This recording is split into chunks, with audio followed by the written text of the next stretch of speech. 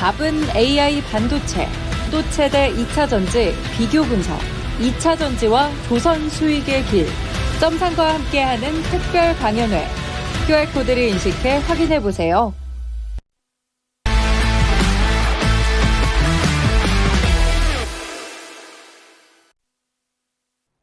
이슈 딥다이브, 시장의 이슈를 깊이 있게 짚어보는 시간입니다. 매일 두 분 전문가의 시각으로 이슈에 깊이 들어가 볼 텐데요. 수요일 토마토 투자클럽의 김근우, 최원재 전문가 두 분 나와 계십니다. 안녕하세요. 안녕하십니까? 네, 오늘의 주제 확인해 보겠습니다. 보시죠. AI발 전력난, 수소주도 나도 있다.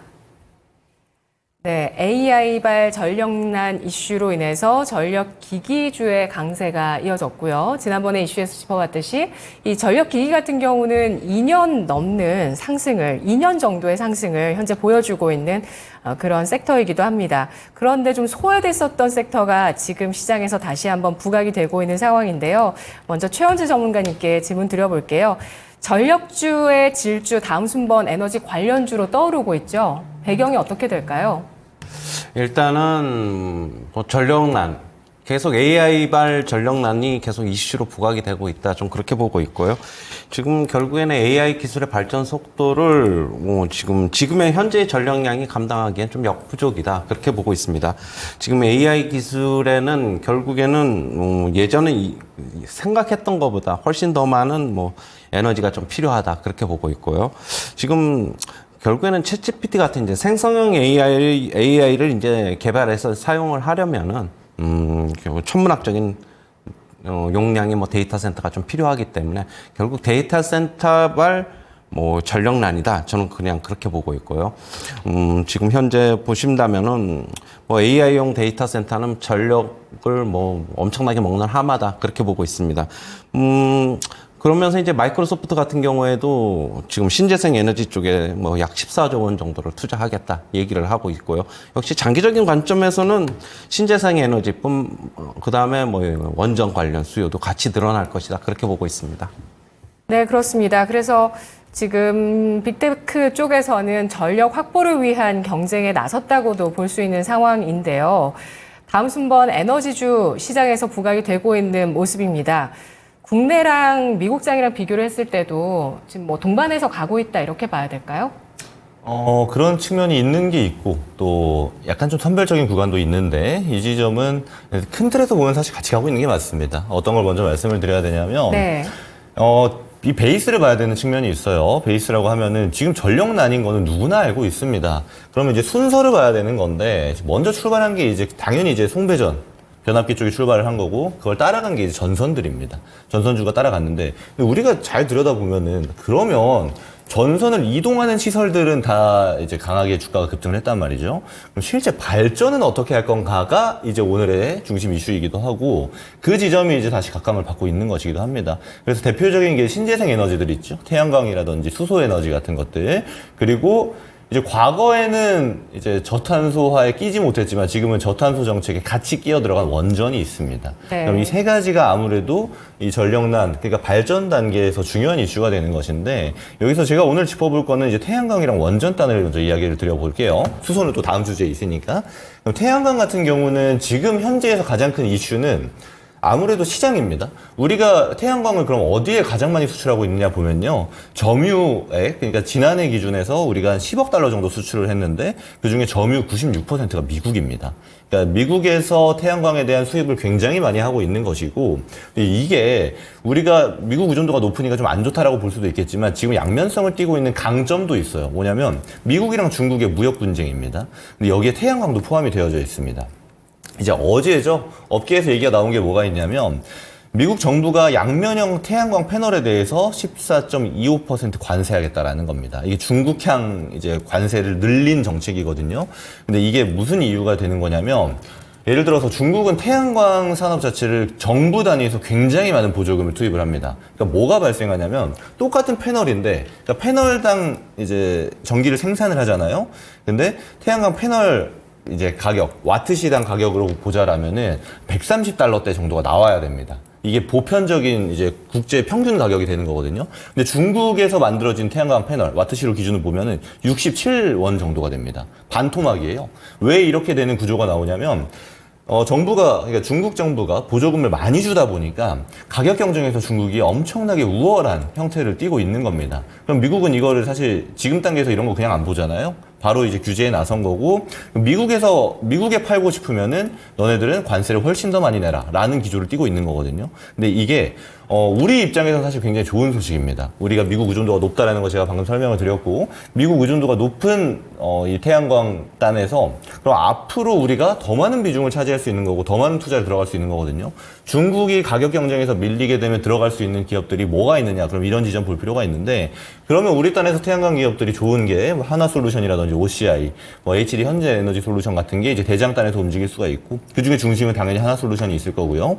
그리고 그 밑에 단에서 이제 중소형 단에서 움직일 수 있는 게 SK 이터닉스라든지 지금 KC 그룹주 같은 경우 막 움직이잖아요. 네. KC 코트렐이나 KC 그린홀딩스 이런 쪽이 같이 변동성을 보여줄 수 있는 게 태양광이고, 두 번째로 얘기 드릴 수 있는 게 이제 원전입니다.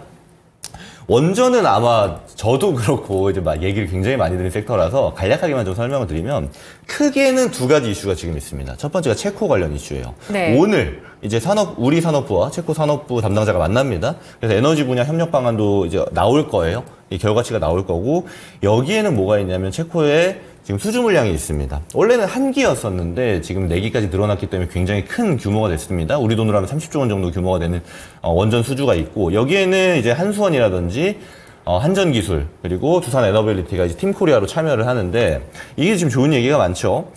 결국 이제 웨스팅하우스는 그러니까 수주가 1기에서 4기로 늘어나는 단계에서 미국의 웨스팅하우스는 탈락을 했고, 그럼 프랑스랑 우리와 경쟁이 지금 남아있는 상태인데 7월에 결과가 나오거든요. 근데 우리가 주가를 기준으로 보게 되면 7월 결과치까지 원전은 상승률을 계속 지속할 확률이 높습니다. 왜냐면 흔히 말해 그런 거 있잖아요. 재료가 이제 소진되는 단계. 근데 그 단계에 어떤 결과가 나올지 지금 사실 한 치 앞도 볼 수 없는 상황이긴 합니다. 프랑스가 좀 유리하다는 얘기도 있고 우리가 따라간다는 얘기도 있는데, 근데 다행인 거는 재료 자체가 7월까지 남아있기 때문에 원전 투자하시는 분들은 일정상의 이슈도 파악해 볼 필요가 있는 거고요. 당연하겠지만 팀코리아에 소속돼 있는 두산 에너빌리티가 대장주로 활동을 할 거고, 한전기술이 대장주로서의 모습을 보여줄 겁니다. 그러면 모멘텀을 주도하는 대장주들이 있고, 그 밑에 단에 있는 종목들이 뭐 우진엔텍이나 일진파워, 뭐 G2파워 같은 종목들, 보성파워텍 같은 종목들이 움직일 텐데, 이런 지점들을 체크하면서 가면 원전주도 우리가 충분히 수익 볼 수 있는 종목군 중에 하나다라고 말씀을 드려보도록 하겠습니다. 네, 그렇군요. 원전 저희가 조금 전에 프로의 시선에서도 짚어봤었는데요. 이때 그 체코 원전 수주 말고도 또 국내 제11차 전력 수급 기본 계획 네. 다음 주 발표가 예정돼 네. 있다고 해서요. 이것도 국내에서 신규 원전 기수를 얼마나 더 늘릴 것인가 기대감이 좀 높은 상황이거든요. 근데 주가 같은 경우는 그만큼 높은 어떤 이런 네. 기대감, 왜 높은 기대감이냐 하면 언론에서 일단 굉장히 낙관적으로 지금 전망을 하고 맞아요. 있는 상황이기 때문에 그런 건데요. 근데 주가 같은 경우는 지금, 네, 그래도 뭐 바닥권에서 한 20-30%는 훌쩍 올라온 상황이네요. 예. 근데 이런 기대감 7월까지 일정 감안했을 때는 더 추세를 이어나가면서 예, 이제 완전히 바닥을 탈피하는, 아직은 바닥권에서 박스권의 움직임 보여주고 있거든요. 완전히 바닥을 탈피하는 움직임까지 일어날 수 있을 것인가 주목이 되고 있는 상황인데요. 이렇게 원전, 태양광, 이런 것들이 에너지 부족 말고도 여러 이슈들이 더해지면서 충분히 모멘텀 풍부하다라고 봐주셨고요. 최원재 전문가님은 어떤 쪽 에너지 섹터를 주목하실까요? 뭐 이런 외신 보도를 봤을 때는 뭐 아까 말씀해주신 마이크로소프트 재생에너지 개발에 투자가 있고요. 또 그리고 베이조스, 아마존의 그 창업자죠. 핵 융합에 투자한다. 뭐 전력 저장 장치에 투자한다. 뭐 여러 가지 에너지원이 있을 수 있는데 특히 관심 가시는 에너지원 있으실까요? 저는 지금 뭐 원래 1차적으로 우리 전력업체들 강세가 나타났잖아요. 그러면서 이제 변압계 구리 전선들이 이제 많이 쓰이니까 그 다음에 이제 전선 관련주들 움직였고, 그러다 본다면 계속 전력이 부족하다. 그러면은 뭐 전력 업체들은 앞으로도 뭐 3년에서 5년 업체, 변압기 업체들 같은 경우에 수주들을 이미 다 받아놓은 상태고, 앞으로 실적은 계속적으로 잘 나올 것으로 보고 있는데, 이제 주가가 이제 좀 너무 앞서가다 보니까 뭐 실적이 안 나오면, 만약에 조금 예상보다 좀 컨센 대비 좀 못 미치면은 조금 삐끗할 가능성은 있다라고 보고 있고, 하지만은 계속적으로 본다면은 계속 변압기 업체들은 관심 가져야 된다라고 보고 있고, 결국에는 전력난이 뭐 신재생 에너지의 힘을 좀 더 필요로 하지 않겠느냐, 그렇게 보고 있습니다. 뭐 태양광이라든가 그 다음에 뭐 풍력이라든가 특히 또 원전은 지금 우리나라뿐만이 아니라 전 세계적으로 계속적으로 관심을 가지고 있어요. 미국도 마찬가지고. 그러면서 현재 우리나라에서도 지금 정책적으로 원전을 다시 계속 살리려고 하고 있고, 뭐 수명 연장 얘기도 계속 나오고 있고, 신규 원전도 계속 뭐 지어가기로 하는 뭐 그런 양상이 나오고 있고요. 아까도 얘기했듯이 정기본이 이제 조만간 이제 발표가 되는데, 거기서 얼마만큼 확실하게 뭐 구체적인 윤곽이 나오느냐, 그렇게 봐야 되겠고요. 뭐 신재생 에너지, 그러면은 뭐 태양광, 풍력, 원전 뭐 이런 쪽 중에서는 저는 그래도 원전 쪽이 제일 좀 낫지 않느냐. 태양광은 최근에 주가 움직임이 미국 시장도 그렇고 뭐 우리나라 시장도 그렇고 오늘 좀 반등을 하고 있긴 하는데, 일단은 조금 전 세계적으로 본다면은 원전이 차라리 더 낫다, 그렇게 보고 있습니다. 예. 그럼 오늘의 주제인 수소 관련주는 어떨까요? 수소 관련주 두산 퓨얼셀이 2020년 정말 많이 올라갔습니다. 최현주 전문가님, 이때는 이거 없으면 정말 좀 바보일 정도로 여기서 수익이 다 나왔었던 그런 해였는데, 지금 또 조정을 쭉 받고 나서 바닥에서 고개를 들고 있습니다. 수소주 투자 매력이 있을까요? 수소주는 아무래도 조금 전에 얘기했듯이 2년 전 뭐 그때는 굉장히 강세가 나타났는데, 지금은 수소 관련주들이 어떻게 본다면은 실적은 그냥 고만고만하게 나오는 것 같아요. 뭐 두산 퓨얼셀은 조금 뭐 실적이 예상보다 올라가는 매출의 증가라든가 영업이익에 흑자가 나는 그런 기조가 유지는 되고는 있는데 조금 더디다. 그러면서 이제 수소가 과연 얼마만큼 많이 쓰일 수 있을까라는 그런 의문 때문에 주가도 조정받았고, 아무래도 전기차 침투 속도보다는 수소가 뭐 더디기 때문에 그런 것으로 보고 있고, 하지만 이제 오늘 같은 경우에 현대차 같은 경우에서 수소 상용 밸류체인 뭐 확장 얘기도 나오고 있고, 그 다음에 인도네시아하고도 또 수소 진출한다, 뭐 현대차 얘기 나오고 있어가지고, 오늘 뭐 두산 퓨얼셀이라든가 뭐 비나텍, 뭐 일진 하이솔루스, 보안 퓨얼셀, 뭐 S 퓨얼셀 전부 다 지금 강세가 나타나고 있는데, 역시 인프라 구축이 아무래도 전기차도 지금 인프라 구축이 잘 안 되고 있는데 수소나 더디다. 뭐 차량이 워낙 좀 잘 안 팔리니까 그런 것으로 보고 있고.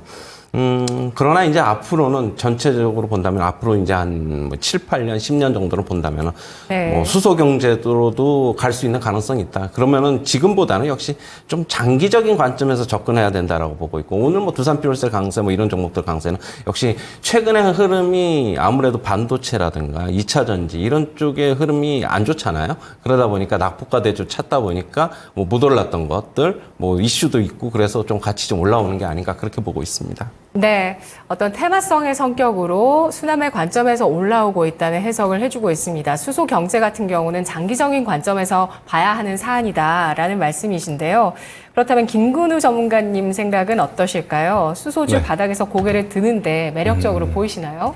자, 우선 봐야 될 지점이요. 좀 수소 같은 경우는 멀리 봐야 될 측면이 있습니다. 왜냐하면 당장 우리나라에서 수소를 엄청나게 투자를 하고 있느냐, 그렇지는 또 않거든요. 그 얘기를 좀 들어보시면 이제 느낌이 또 오실 건데, 첫 번째로 봐야 되는 거는 그럼 전 세계에서 수소를 어떻게 보고 있느냐, 이 지점이 중요한데, 한국을 제외하고 이제 유럽, 미국, 중국, 일본, 그러니까 경제 대국에서는 지금 추진하고 있습니다.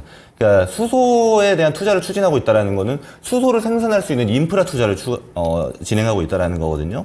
근데 여기서 이제 좀 가치권 안에 있는 얘기를 드리자라면, 이제 IRA 법안 있잖아요. 여기 보면 인프라 부양안이 있습니다. 근데 인프라 부양안에 수소 허브나 수소 생산 보조금이 포함이 되어 있습니다. 그렇다라는 얘기는, 그리고 올해부터 보조금 예산 집행되거든요. 네. 그러면 당연하겠지만 이제 수소 투자가 한다 얘기 나왔고 예산 잡혔는데 실제로 들어가는 게 올해부터라고 보시면 돼요. 미국이 보통 출발을 하기 때문에 네. 이 모멘텀을 쫓아가는 게 전 세계적으로 들어가는 거고, 유럽은 지금 어떻게 하고 있느냐? 수소 생산 입찰 올해부터 시행합니다. 그래서 이거 누가 할 거냐 정하겠다라는 거거든요. 그러면 중국은 어떠냐 봐야 되잖아요. 우리 입장에서 제일 모멘텀 많이 받는 게 미국이랑 중국이니까, 중국 같은 경우는 사실 조금 빠릅니다. 수소 같은 경우. 왜냐하면 작년 얘기 보면요, 이제 광둥성 포산시가 있습니다. 발음이 좀 어렵네요.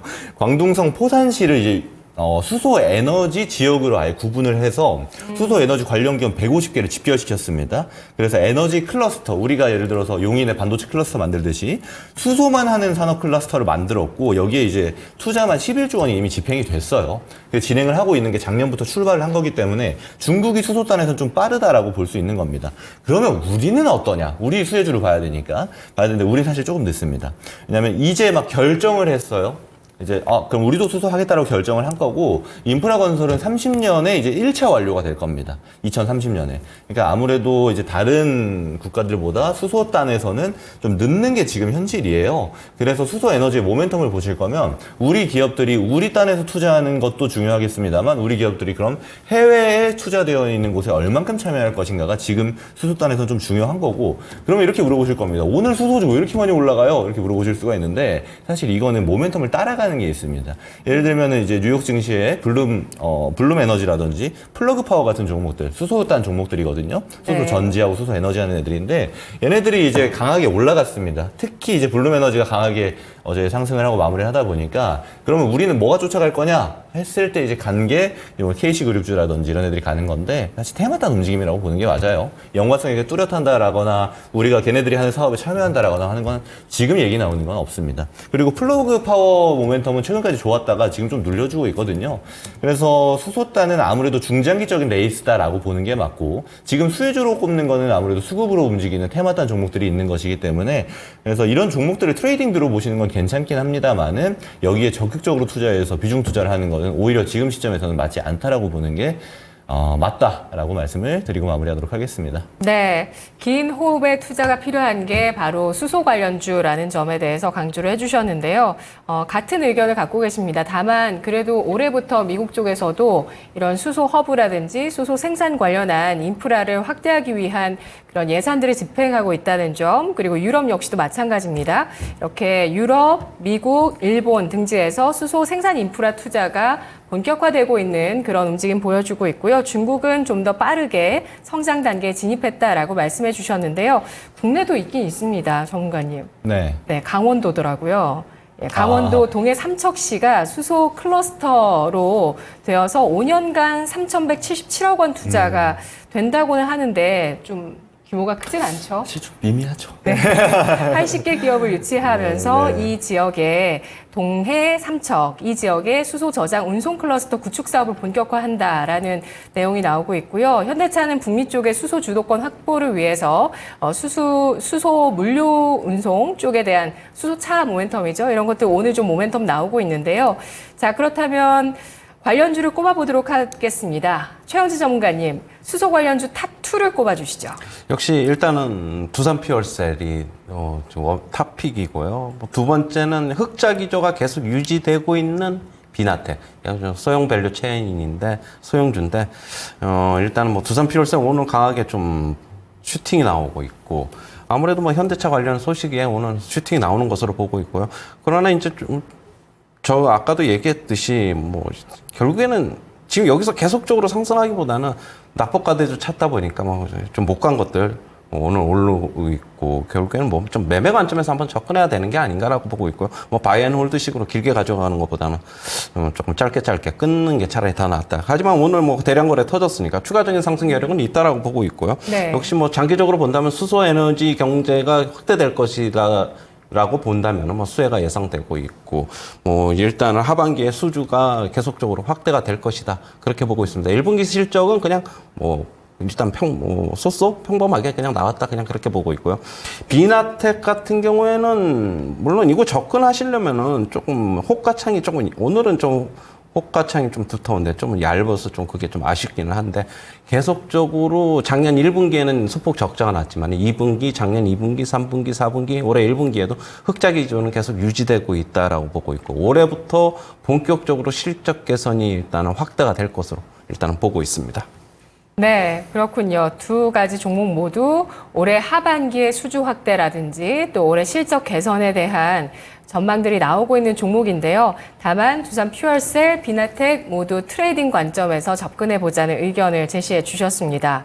김근우 전문가님은 네. 수소 관련주 탑2 어떤 종목 꼽아주실까요? 네, 전문가님이 잘 설명해 주셨던 두산 퓨얼셀 저도 괜찮게 보고 있고요. 네. 근데 여기는 좀 구체적인 내용이 좀 필요할 것 같습니다. 어떤 거냐면 지금 이제 1분기 같은 경우는 매출이 300억 초반대가 잡혔고 그리고 영업이익은 한 16억 정도가 나왔어요. 굉장히 뭐 높은 수치는 아닙니다. 근데 두산 퓨얼셀 같은 경우는 이제 고분자 전해질 연료전지, 그러니까 PEMFC 기술을 이제 도입했습니다. 그래서 저상수소버스 사업을 시작할 거예요.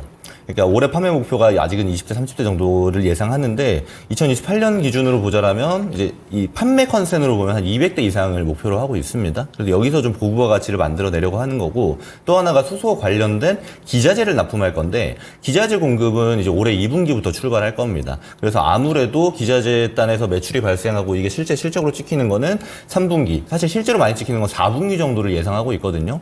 컨센치 보면은 지금 매출 영업이익이 사실 굉장히 많이 좀 뛸 것 같다라고 좀 전망이 좋은데 영업이익 같은 경우는 거의 1000% 증가를 나오곤 있습니다. 근데 아무래도 네. 4분기가 좀 기간이 있기 때문에 저는 1000%까지는 아무래도 좀 어렵고 그래서 지금 단보다는 훨씬 더 많은 성장이 나올 것 같다라는 얘기는 네. 좀 공감은 갑니다. 아니 왜 두 분 다 실적 좋아질 거라고 하시면서 실적 좋아질 거고 하반기 수주 좋아질 거다 이렇게 하시는데 아예 근데 뭐 트레이딩 관점으로 봅시다 이렇게 얘기하시는 특별한 이유가 있으실까요? 사실 보면요, 왜 제가 트레이딩 뷰라고 얘기를 드리냐면 네. 시장 중심주가 돼야 돼요. 우리가 길게 볼 거면. 지금이 시작점일 수도 있지 않나요? 근데 수소단에서 그런 얘기가 나온 게 이제 사실 몇 년이 됐잖아요.